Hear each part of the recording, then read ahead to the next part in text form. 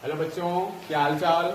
मुझे पूर्ण विश्वास है कि सभी लोग अपने अपने घरों में स्वस्थ होंगे, सुरक्षित होंगे। पिछले लेक्चर में क्लास 10th में हमने बात की थी रिफ्लेक्शन ऑफ लाइट। आज उसी के आगे हम बात करेंगे आपका प्रतिबिंब। प्रतिबिंब क्या होता है, प्रतिबिंब कैसे बनता है रिफ्लेक्शन के कारण, और प्रतिबिंब कितने प्रकार के होते हैं। तो आइए बात करते हैं रिफ्लेक्शन के आगे की प्रतिबिंब के लिए। तो जो हमने पीछे पढ़ा था पिछले टॉपिक में, आपको याद होगा, हमने बात की थी प्रकाश के परावर्तन की। उसमें बताया था हमें कि जब प्रकाश किसी चिकने या पॉलिशदार तल पर पड़ रहा था तो उसका अधिकांशता भाग टकराकर वापस लौट रहा था। इस किरण को हमने आपतित किरण कहा था, इस किरण को परावर्तित किरण कहा गया था, इसको अभिलंब कहा गया था। ये किरण इस अभिलंब के साथ जो कोण बना रही थी उसको आपतन कोण कह रहे थे, और ये वाली किरण इस अभिलंब के साथ जो कोण बना रही थी उसको परावर्तन कोण कह रहे थे। फिर ने बात की थी प्रतिबिंब, इसके प्रकाश के अपवर्तन परावर्तन के नियमों की। दो नियम बताए थे कि ये आपतित किरण, ये परावर्तित किरण, ये अभिलंब इस इंसिडेंट पॉइंट पर तीनों एक पर होते हैं। दूसरा नियम था ये कोण और ये कोण आपस में बराबर होते हैं, कोण I बराबर कोण R। जिसको ना समझ में आ रहा हो वो पिछला लेक्चर देख सकता है एकदम सही से। फिर बात की थी हमने दर्पण की। दर्पण दो प्रकार का थे, समतल दर्पण, गोली दर्पण। गोली दर्पण दो प्रकार के हो रहे थे, उत्तल दर्पण और अवतल दर्पण। अब आज बात करेंगे प्रतिबिंब की। प्रतिबिंब कैसे बनता है। प्रतिबिंब जिसे हम कहते हैं अंग्रेजी में इमेज। क्या होता है इमेज? इमेज कब बनती है तो ध्यान दीजिए। अगर हम यहाँ परावर्तन की बात कर रहे हैं तो परावर्तन दोनों दर्पणों से करवाते हैं, उत्तल दर्पण से और अवतल दर्पण से। तो जो उत्तल दर्पण होता है हमारा, ये उत्तल दर्पण, इसमें कुछ नियम होंगे, अभी आप आगे पढ़ेंगे कैसे परावर्तन होता है, कौन सी किरण कहां से निकलती है, कैसे प्राप्त होती है, वो आगे बात करते हैं। सपोज लो मान लीजिए ये कोई वस्तु है, इसका एक पॉइंट है, और इस पॉइंट से अगर हम यहाँ पर लाइट रेज इंसिडेंट डालें यहाँ पर, तो प्रतिबिंब बनाने के लिए हम दो किरण डालते हैं, एक ये किरण डालिए और एक कुछ इस प्रकार से डाल दी। अब होता क्या है कि ये किरण रिफ्लेक्शन के कारण, क्योंकि ये परावर्तक तल होता है, चिकना तल होता है, तो इससे रिफ्लेक्ट होकर के ऐसे निकलती है, वो फोकस पर जाएगी। ये भी नियमों में आगे आप पढ़ेंगे। और ये किरण यहाँ से रिफ्लेक्ट होकर के इस प्रकार जाती है जहां इसका सेंटर होगा, और यहाँ पर ये पॉइंट पर इस पॉइंट की ये किरणें मिल रही हैं, यानी ये वाला जो पॉइंट होगा इस पॉइंट का प्रतिबिंब कहा जाएगा। अवतल दर्पण में अगर बात की जाए, ये आपका अवतल दर्पण है, ये ध्रुव बात करेंगे आपकी, यहाँ पे फोकस होगा, ये वक्रता केंद्र होगी। मान लीजिए सपोज यहाँ कोई वस्तु है और यहाँ इसका एक पॉइंट है, इससे कोई लाइट रेज हम यहाँ पर इंसिडेंट करें, एक किरण ये समांतर जाए और एक किरण सपोज हुई वक्रता केंद्र से जा रही हो। अब इन दोनों किरणों के रिफ्लेक्शन होगा, यानी परावर्त होकर लौटेगी। तो सपोज ये किरण फोकस से होकर लौट रही है और ये किरण अपने ही मार्ग वापस लौट जाती है। अब इस पॉइंट पर दोनों किरणें मिल रही हैं, जहां पर दोनों किरणें मिल जाएं, काट दें, उसी जगह बन जाता है प्रतिबिंब। यानी इस बिंदु का, ये पहला बिंदु था जहां से किरणें चली थी, और इस दूसरे बिंदु पर मिल रही हैं, तो ये वाले बिंदु का ये वाला बिंदु क्या हो जाएगा, प्रतिबिंब हो जाएगा। तो परिभाषा कैसे कहते हैं इसको, किसी एक बिंदु से चलने वाली प्रकाश किरणें, फिर का क्या होगा यहाँ पर परावर्तन, परावर्तन के पश्चात जिस दूसरे बिंदु पर, फिर ध्यान सुने, किसी एक बिंदु से चलने वाली प्रकाश किरणें परावर्तन के पश्चात जिस दूसरे बिंदु पर मिलती हैं, जरूर नहीं कि मिल ही जाए। जैसे इस दर्पण में किरणें मिल नहीं रही, ये तो यहाँ टकरा लौट रही, लेकिन ऐसा लग रहा है कि ये अगर जाती तो यहाँ मिलती हुई है, प्रतीत होती, आभास होता, यानी ये प्रतिबिंब हम आभास कर रहे हैं और ये वास्तव में इस बिंदु पर मिल रही है। तो किसी एक बिंदु से चलने वाली प्रकाश किरणें परावर्तन के पश्चात जिस दूसरे बिंदु पर मिलती हैं या मिलती हुई प्रतीत होती है, मिलती हैं या मिलती हुई प्रतीत होती हैं, उस बिंदु को हम पहले वाले बिंदु का क्या कहते हैं, प्रतिबिंब। अब दो कंडीशन हो गई हैं, यहाँ पर मिलती हुई मिल रही है वास्तव में, और यहाँ पर मिलती हुई प्रतीत हो रही है। तो ये जो पॉइंट बनेगा, यहाँ जो प्रतिबिंब बनेगा, इस प्रतिबिंब को वास्तविक प्रतिबिंब कहा जाएगा, क्योंकि यहाँ किरणें वास्तव में मिल रही हैं और यहाँ हम ऐसा आभास कर रहे हैं, इसलिए ये प्रतिबिंब आभासी प्रतिबिंब कहा जाएगा। इसका मतलब ये हुआ, जो आपके प्रतिबिंब होते हैं वो दो प्रकार के होते हैं, आभासी प्रतिबिंब और वास्तविक प्रतिबिंब। प्रतिबिंब राशि क्या थी? प्रतिबिंब की परिभाषा थी किसी एक बिंदु से चलने वाली प्रकाश किरणें परावर्तन के पश्चात जिस दूसरे बिंदु पर मिलती हैं या मिलती हुई प्रतीत होती हैं, उसे प्रतिबिंब कहते हैं। अब प्रतिबिंब के प्रकार पढ़े हमने। प्रतिबिंब के प्रकार, टाइप्स ऑफ इमेज।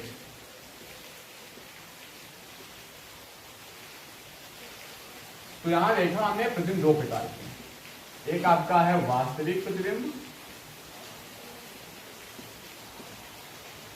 जिसको कहते हैं रियल इमेज, और दूसरा आपका है आभासी प्रतिबिंब, जिसको हम कहते हैं वर्चुअल इमेज। ये आपका वास्तविक दिख रहा है, ये आभासी। अब इसको वास्तविक को कैसे डिफाइन करेंगे जरा समझिए। किसी एक बिंदु से चलने वाली प्रकाश किरणें परावर्तन के पश्चात वास्तव में, ये पॉइंट में है, वास्तव में जिस दूसरे बिंदु पर मिलती हैं उसे वास्तविक प्रतिबिंब कहते हैं। ये बन गई परिभाषा वास्तविक प्रतिबिंब की। अब बात करते हैं आभासी प्रतिबिंब की। ये आभासी प्रतिबिंब किसी एक बिंदु से चलने वाली प्रकाश किरणें परावर्तन के पश्चात जिस दूसरे बिंदु पर मिलती हुई प्रतीत होती हैं। ये सब याद है ना, प्रतीत होती हैं। यहाँ इस बिंदु को हम क्या कहते हैं? प्रतिबिंब कहते हैं। ये बात हो गई वास्तविक और आभासी प्रतिबिंब। अब हम गोलीय दर्पण से संबंधित कुछ परिभाषाओं की बात करेंगे, जरा ध्यान दीजिएगा। दो दर्पण पड़े थे, उत्तल दर्पण और अवतल दर्पण। दोनों के लिए कुछ पॉइंट हैं, वो आप ध्यान देंगे। तो हेडिंग लगाएंगे आप, गोलीय दर्पण से संबंधित अन्य परिभाषाएं। गोलीय दर्पण से संबंधित अन्य परिभाषाएं। उसमें से पहली परिभाषा आपकी होगी वक्रता केंद्र, सेंटर ऑफ कर्वेचर। क्या होता है वक्रता केंद्र? जो आपका गोलीय दर्पण था, इसका जो केंद्र था, सेंटर था, इसी सेंटर को वक्रता केंद्र कहा गया था। अब जब उत्तल दर्पण और अवतल दर्पण दो डिवाइड किए थे, तो जैसे ये उत्तल दर्पण था, इस साइड हम इसमें पेंट कर रहे थे, पिछले लेक्चर में पढ़ा होगा, याद होगा। और यहां पर इसका कहीं सेंटर होगा, इस सेंटर को हम क्या कह देंगे? वक्रता केंद्र। इस साइड में क्या होता है? चिकनातल होता है, प्लेन सरफेस होता है, परावर्तन होता है। ठीक इसी प्रकार आपका दूसरा दर्पण उत्तल दर्पण था, इसके इस साइड में पेंट की गई थी और इस साइड को प्लेन रखा गया था। ये परावर्तन इस साइड से हो रहा था। यहां इसका केंद्र बन जाएगा, इस केंद्र क्या कहते हैं? वक्रता केंद्र। तो जो गोलीय दर्पण का केंद्र होता है उसे क्या कहते हैं? वक्रता केंद्र। दूसरी बात आती है इसी में सेकेंड परिभाषा, ध्रुव। इसको हम अंग्रेजी में पोल कहते हैं। क्या होता है ध्रुव? ये दर्पण है आपका, उत्तल हो या अवतल, कोई दर्पण हो, इन दोनों दर्पणों का जो मध्य बिंदु होगा, मिडिल पॉइंट होगा ये, या इसका ये मध्य, इस बिंदु को हम ध्रुव कहते हैं। क्या कहेंगे? ध्रुव कहेंगे।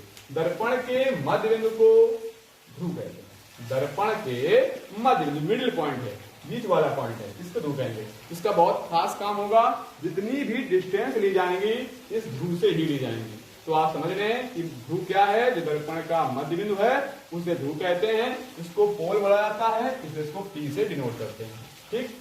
अब तीसरी परिभाषा की हम बात करते हैं वक्रता त्रिज्या। वक्रता त्रिज्या दर्पणों में ये चीज आपको यूज करनी पड़ेगी, इसलिए उनको पहले समझ लीजिएगा। ये पूरा बेस है। रेडियस ऑफ कर्वेचर क्या होती है? वक्रता त्रिज्या मैथ में आपने पढ़ा होगा कि केंद्र से परिध तक की दूरी कहलाती है त्रिज्या। यहां हम बात करते हैं, यहां केंद्र कौन है? वक्रता केंद्र। परिध पर कौन सा पॉइंट लिया है? ध्रुव। तो इस ध्रुव से इस वक्रता केंद्र तक की जो दूरी है, ये जो डिस्टेंस है, इस डिस्टेंस को हम बोलते हैं वक्रता त्रिज्या, चाहे अवतल दर्पण में हो या उत्तल दर्पण। ध्रुव से वक्रता केंद्र तक की दूरी को वक्रता त्रिज्या कहते हैं। डिवीजन बन गई। दर्पण के ध्रुव से, चाहे दर्पण हो चाहे दर्पण, दर्पण के ध्रुव से वक्रता केंद्र तक की दूरी को वक्रता त्रिज्या कहते हैं। इसको कैपिटल आर, जिसको रेडियस बोलते हैं, इसलिए कैपिटल आर से डिनोट करते हैं।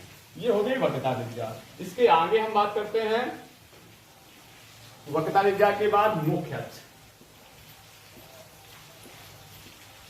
मुख्य अक्ष, प्रिंसिपल एक्सिस।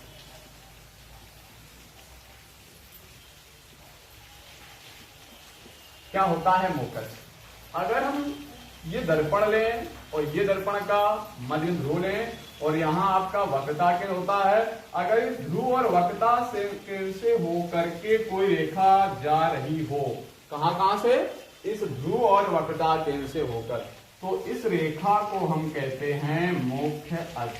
परिभाषा बन गई, दर्पण के ध्रुव से तथा वक्रता केंद्र, ध्रुव तथा वक्रता केंद्र से होकर जाने वाली रेखा को मुख्य अक्ष कहते हैं। अगर उत्तल दर्पण है तब भी परिभाषा ये रहेगी, यहां आपका ध्रुव हो जाएगा, यहां कहीं वक्रता केंद्र है, दर्पण के ध्रुव तथा वक्रता केंद्र से होकर जाने वाली रेखा को मुख्य अक्ष कहते हैं। मुख्य अक्ष के बाद हम करते हैं इस मुख्य फोकस की बात होती है। क्या होता है मुख्य फोकस? जरा ध्यान से समझना इसको।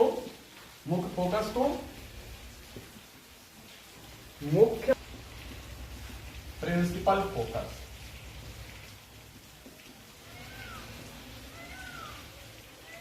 क्या होता है मुख्य फोकस? देखिए, ये आपका है अवतल दर्पण, इस साइड इसके पेंड कर दी गई है। ये आपका है उत्तल दर्पण, यहां इसका मध्य ध्रुव हो गया, यहां कहीं इसका वक्रता केंद्र हो गया। ये रेखा मुख्य ध्रुव और वक्रता केंद्र से होकर जा रही है। ये आपका ध्रुव हो गया, यहां कहीं वक्रता केंद्र, ये रेखा हो गई मुख्य अक्ष। अब अगर हम इस मुख्य अक्ष के समांतर किरणें इस दर्पण पर आपतित करें, समांतर किरणें, समान अंतर, यानी इस मुख्य अक्ष से इन किरणों के बीच का अंतर समान हो, जैसे दो रेखाएं हों और इन दोनों के बीच की दूरी अगर समान है तो समान अंतर बोलते हैं, अर्थात समांतर रेखाएं हो गई।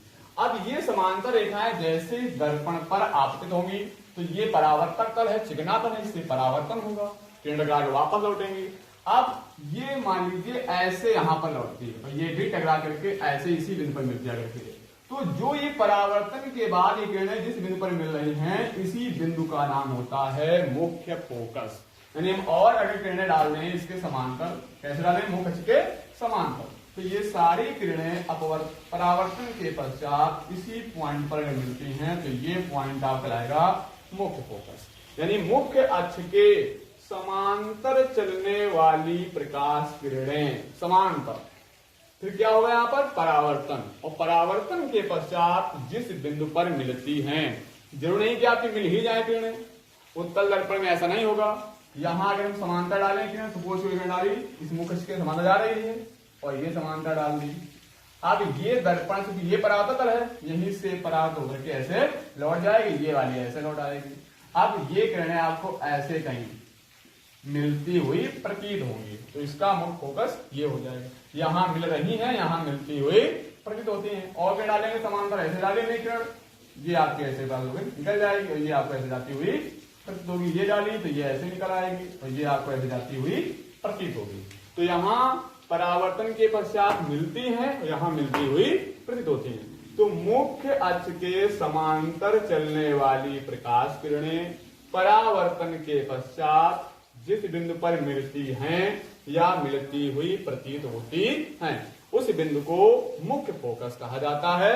इसको कैपिटल एफ से डिनोट करते हैं। जहां मुख्य फोकस होगा वो कैपिटल एफ। अब सबसे मेन बात यह है कि दर्पण पर आप 3 पॉइंट बिल्कुल निश्चित कर लें कि यहाँ मध्य बिंदु होगा, वो ध्रुव होगा, ये रेखा मुख्य अक्ष होगी, यहाँ कहीं फोकस होगा, ये वक्रता केंद्र होगा।